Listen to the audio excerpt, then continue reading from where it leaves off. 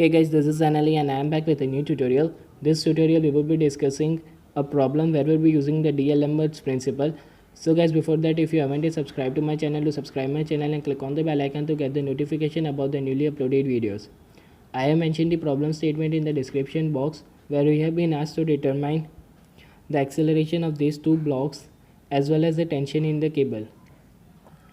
The coefficient of the friction in the pulley is given as 0.25 and the angle of the contact is 120 degree, while the coefficient of the friction between this block and the surface is 0.15. Okay, now for solving such kind of the problem, our first step is to draw the free body diagrams. And since there is the friction inside the pulley, the tension on the either side won't be same. So let us consider the tension on the tight side as T2 and tension on the slack side as T1. Since the weight of the block B is more than the weight of the block A, this will be tight side and this will be slack side only. So let us consider T2 as tension on tight side.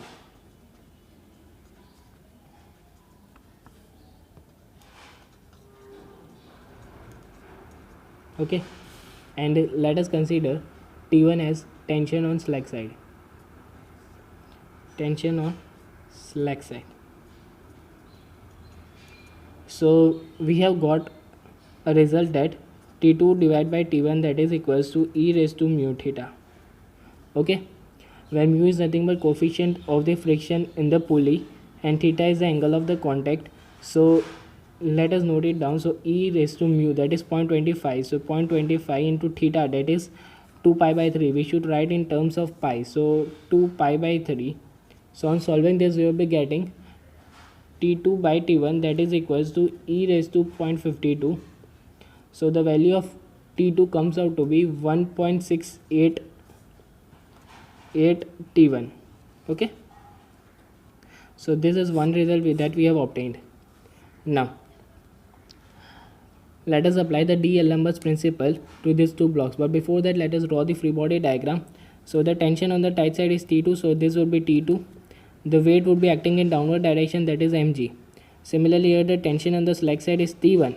The weight mg would be acting in this direction. This would be mg cos theta and this would be nothing but mg sin of theta.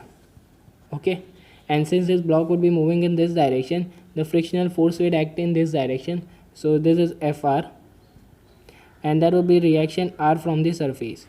Okay, now for the block B we are applying the D'Alembert's principle. Since there is a motion in the vertical direction, so sigma Fy minus Ma, that is equals to 0. Okay, here summation of the forces in the y direction. We know that the forces in the direction of the motion we need to consider it to be positive.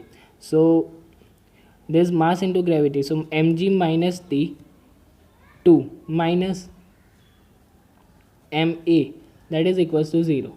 Okay, so mass that we know 160, g 9.81. so putting the value we will be getting 1568 minus 160a, that is equals to T2. Okay, so let us take this as equation number 1.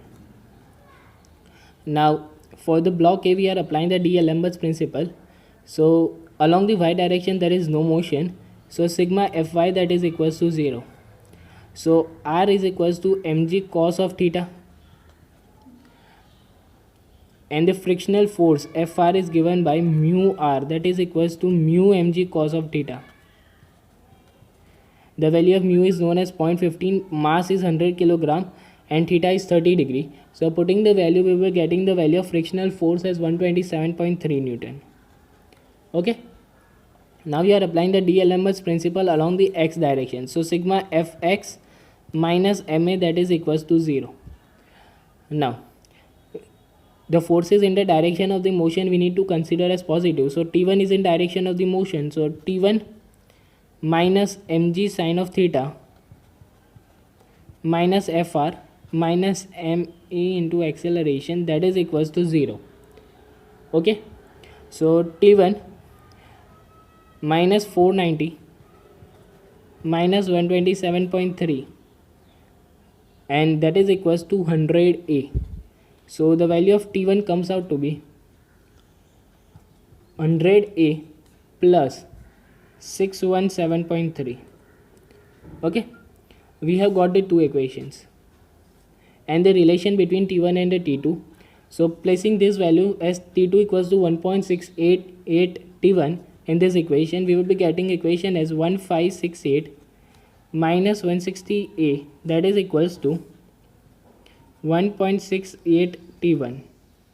Okay, and we are having another equation that is 617.3 plus 100A, that is equals to T1. So multiplying this equation with 1.68, so we would be getting, this equation turns out to be 1042 plus 168.8A, that is equals to 1.68 T1. And doing the elimination, we will be getting 526, that is equals to 328.8A. Okay, from this we have obtained. So the value of acceleration comes out to be 1.59 meter per second square. Okay, so we have obtained the value of acceleration as 1.59 meter per second square. Now placing this value of A in this equation, we will be getting the value of T2 as 1313.6 Newton, and placing this value of T2 in this, we will be getting the value of T1 as